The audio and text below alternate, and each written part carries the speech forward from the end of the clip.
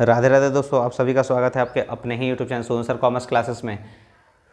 तो अभी तक आप लोग का हिंदी कोर या इंग्लिश कोर का एग्ज़ाम नहीं हुआ है। जो आप लोग एग्ज़ाम होने वाला है 4 मार्च 2025 को, उसके लिए आपको हिंदी कोर का पहले वीडियो अपलोड कर रहे हैं। और हिंदी कोर का वीडियो में अपलोड हो चुका है 2022 का क्वेश्चन पेपर, जो प्रीवियस ईयर में पूछा था 22, 23 और 24 का। और उसके साथ साथ आपको आर्ट्स में जो क्वेश्चंस पूछा गया था 2024 में, उसका भी क्वेश्चन आपको स्पेशल एडिशन में अपलोड कर चुके हैं। और 2025 यानी जो रिसेंटली आपका एग्ज़ाम हुआ था उसका भी आपको पेपर अपलोड कर रहे हैं। 13 फरवरी 2025 में जो आपका एग्ज़ाम हुआ था आर्ट्स का, वो भी क्वेश्चन पेपर अपलोड कर रहे हैं। तो मिस मत कीजिएगा, पूरा क्वेश्चन देखिएगा ताकि आपको एग्ज़ाम में हेल्प हो सके। चलिए वीडियो को शुरू करते हैं। तो पहला क्वेश्चन जो आपको पूछा गया था, 30 मल्टीपल चॉइस क्वेश्चन पूछा गया था। पद्यांश दिया गया 1 से लेकर 4 तक आपको आंसर करने था।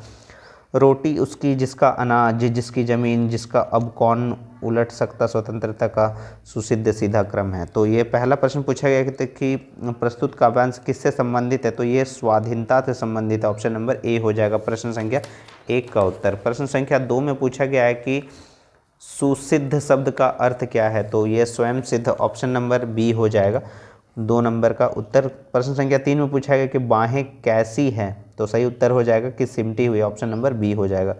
चौथा नंबर प्रश्न पूछा गया कि स्वाधीन मनुष्य के आगे कौन हिल सकता है। तो सही उत्तर हो जाएगा पहाड़, ऑप्शन नंबर सी हो जाएगा प्रश्न संख्या 4 का। आगे बढ़ते हैं।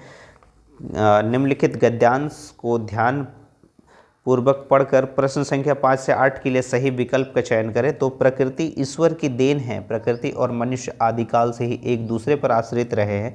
प्रकृति ने ही मनुष्य को संरक्षण प्रदान किया। वो प्रकृति की सूरम्य गोद में पला बड़ा और इसी पर आश्रित हो गया आदिकाल से ही। तो ये आपको दिया गया है एक गद्यांश, 5 से लेकर 8 तक आपको पढ़ना है, उसका उत्तर बताना है। तो मनुष्य कब से एक दूसरे पर आश्रित है।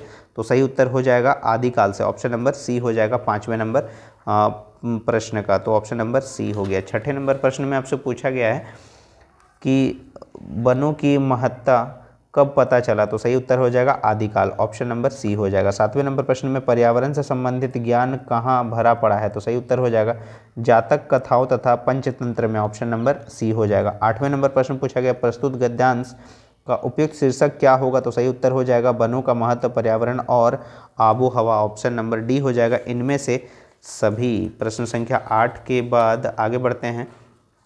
प्रश्न संख्या 9 जो आपको रचनात्मक लेखन तथा अभिव्यक्ति और माध्यम से पूछा गया है कि 9वें नंबर प्रश्न पूछा गया है कि रचनात्मकता को किससे पोषित किया जा सकता है। तो सही उत्तर हो जाएगा यहाँ पर शिक्षा से, प्रशिक्षण से, ए और बी दोनों, इनमें से सभी ज़्यादा सही है कि सभी आ जाता है इसमें, इनमें से सभी। प्रश्न संख्या 10 में पूछा गया कि सर्वप्रथम मुद्रण की शुरुआत कहाँ हुई। तो चीन में, ऑप्शन नंबर ए हो जाएगा। 11वां नंबर प्रश्न पूछा गया कि नई संचार भाषा को किसने जन्म दिया। तो सही उत्तर हो जाएगा कंप्यूटर ने, ऑप्शन नंबर सी हो जाएगा 11वें नंबर का उत्तर। 12वें नंबर प्रश्न पूछा गया कि विचारों के आदान प्रदान का सबसे प्राचीन तरीका कौन है। तो सही उत्तर हो जाएगा पत्राचार, ऑप्शन नंबर डी। 13वें नंबर प्रश्न पूछा गया पत्रकारिता के विकास में कौन कौन से मूल भाव सक्रिय रहते हैं। तो सही उत्तर हो जाएगा इसमें जिज्ञासा, ऑप्शन नंबर डी। 14वें नंबर प्रश्न पूछा गया फीचर में तथ्यों की प्रस्तुति का ढंग होता है। ये बहुत बार रिपीट कर चुका है, बहुत इंपॉर्टेंट क्वेश्चन है। फीचर में तथ्यों की प्रस्तुति का ढंग होता है मनोरंजक, ऑप्शन नंबर ए हो जाएगा। 15 नंबर प्रश्न पूछा गया कि अपने से बड़ों के संबोधन पत्र में क्या लिखा जाता है। तो पूजनीय, ऑप्शन नंबर ए हो जाएगा 15 नंबर का उत्तर। आगे बढ़ते हैं 16वां नंबर प्रश्न पे। समाचार पत्र की आत्मा कहाँ होती है। तो संपादकीय पृष्ठ में, ऑप्शन नंबर ए हो जाएगा। 17वां नंबर प्रश्न पूछा गया कि रिपोर्ट प्रस्तुतिकरण की प्रक्रिया क्या कहलाता है। तो रिपोर्टिंग कहलाता है, ऑप्शन नंबर बी हो जाएगा। 18वें नंबर प्रश्न पूछा गया कंप्यूटर के लिए सबसे सुसंगत भाषा कौन सी है। तो संस्कृत हो जाएगा, ऑप्शन नंबर सी हो जाएगा। अब आपको एक पद्यांश दिया गया, उसको ध्यान से पढ़ना है और 19 से 22 तक जो प्रश्न दिया है उसका सही उत्तर करना है आपको। कि तीरती है समीर सागर पर, अस्थिर सुख पर दुख की छाया, जग के दग्ध हृदय पर निर्दय विप्लव की प्लावित माया, ये तेरी रण तरी भरी आकांक्षाओं से। तो ये दिया हुआ है आपको। तो 19वें नंबर प्रश्न पूछा गया कि सुख पर दुख की क्या तैरती है। तो छाया, ऑप्शन नंबर बी हो जाएगा 19वें नंबर का।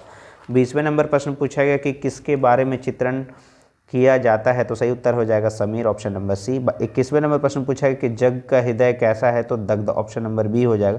22वें नंबर प्रश्न पूछा गया कि ऊंचा सिर कर किसको ताक रहे हैं, तो सही उत्तर हो जाएगा विप्लव के बादल, ऑप्शन नंबर ए हो जाएगा 22वें नंबर का। गद्यांश आपको दिया गया है, ध्यानपूर्वक पढ़ना है, 23 से 26 तक उसको उत्तर करना है कि जीवन के दूसरे परिच्छेद में भी सुख की अपेक्षा दुख ही अधिक है। जब उसने गेहुए रंग और बटिया जैसे मुख वाली पहली कन्या के 2 संस्करण और कर डाले, तब सास और जिठानियों ने ओंठ बिचकाकर उपेक्षा प्रकट की। तो ये 23 नंबर प्रश्न पूछा है, कुल कितनी कन्याओं का जन्म हुआ, तो 2, ऑप्शन नंबर ए हो जाएगा। 24वें नंबर प्रश्न पूछा है कि सास और जिठानियाँ क्या बिचका रही थी, तो सही उत्तर हो जाएगा इसमें मुंह कान नाक, तो यहाँ पर तो ओंठ बोला गया है, तो इनमें से कोई नहीं, ऑप्शन नंबर डी हो जाएगा 24वें का। 25वें नंबर प्रश्न पूछा गया है कि सास कितने कमाऊ वीरों की विधात्री थी, तो सही आंसर हो जाएगा इसका 3, ऑप्शन नंबर डी। 26वें नंबर प्रश्न पूछा गया कि छोटी बहू को दंड क्यों मिला, तो सही उत्तर हो जाएगा यहाँ पर लीक से हटकर, ऑप्शन नंबर बी हो जाएगा। और 27वें नंबर प्रश्न पूछा गया है कि सिल्वर वेडिंग पार्ट में लेखक कौन है, तो सही उत्तर हो जाएगा इसका Manohar Shyam Joshi, option number C हो जाएगा 27वें नंबर का। ये हम लोग क्वेश्चन डिस्कस कर रहे हैं आपका 2025 का ही, जो आपका 13 फरवरी 2025 में यानी रिसेंट आपका एग्ज़ाम हुआ है। जो आपका 14 फरवरी को एग्ज़ाम होने वाला था साइंस और कॉमर्स का, उसको पोस्टपोन किया गया था, तो वो एग्ज़ाम आपका 4 मार्च को होने वाला है। तो उससे रिलेटेड आपको क्वेश्चन, इंपॉर्टेंट क्वेश्चन बता रहे हैं, जो भी एग्ज़ाम से रिलेटेड क्वेश्चन था वो आपके साथ डिस्कस कर रहे हैं, ताकि आपको कॉन्फिडेंस बढ़े और आप सही उत्तर सबका कर पाएँ, ठीक है ना। आगे बढ़ते हैं 27 के बाद 28वें नंबर। 28वें नंबर प्रश्न पूछा गया कि मनोहर श्याम जोशी का जन्म कहाँ हुआ था, तो कुमाऊं में, ऑप्शन नंबर बी हो जाएगा। 29वें नंबर प्रश्न पूछा गया कि जूझ पाठ का कथानायक कौन है, तो आनंदा, ऑप्शन नंबर ए। और अंतिम प्रश्न है 30वें नंबर, मोहनजोदड़ो का अर्थ क्या है, तो मुर्दों का टीला, ऑप्शन नंबर बी हो जाएगा 30 का। तो ये हम लोग सारे क्वेश्चंस जो है वो डिस्कस कर लिए। उम्मीद है आपको ये वीडियो ज़रूर पसंद आएगा, क्योंकि आपको साइंस का और कॉमर्स का और उसके साथ साथ आर्ट्स का भी क्वेश्चन का सारे क्वेश्चंस डिस्कस कर लिए, ताकि आपका एक भी क्वेश्चन ना छूटे।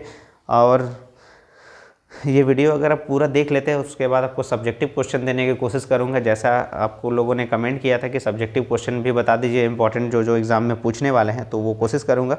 और इंग्लिश कोर का भी वीडियो बहुत ही जल्द आने वाला है आप लोग के लिए, तो इसी तरह से देखते रहिएगा आप लोग सारे video. Sonu sir commerce classes में आंसर की भी आपके लिए अपलोड कर चुका हूँ सारे आंसर। अगर किसी का आंसर की अभी तक वो चेक नहीं किए हैं, तो आंसर की जाकर आप चेक कर लीजिएगा। एक प्लेलिस्ट बना हुआ है जैकबोर्ड करके 2025 के लिए, सारे आंसर्स की वहाँ से आपको मिल जाएंगे। तो अगर आपको वीडियो पसंद आ रहा है तो ज़्यादा से ज़्यादा वीडियो को शेयर कीजिएगा अपने दोस्तों में। और ये स्पेशल वीडियोज़ था आप लोग के लिए, और इससे पहले सेट 1, सेट 2, सेट 3 जो आपके लिए अपलोड कर चुका हूँ, और ये स्पेशल वीडियोज़ 2024 और 25 का आपको क्वेश्चन में पूछा जाएगा। और इस तरह से जुड़े रहेगा सोनू सर कॉमर्स क्लासेस में नए नए वीडियोज़ के लिए। तब तक के लिए राधे राधे दोस्तों।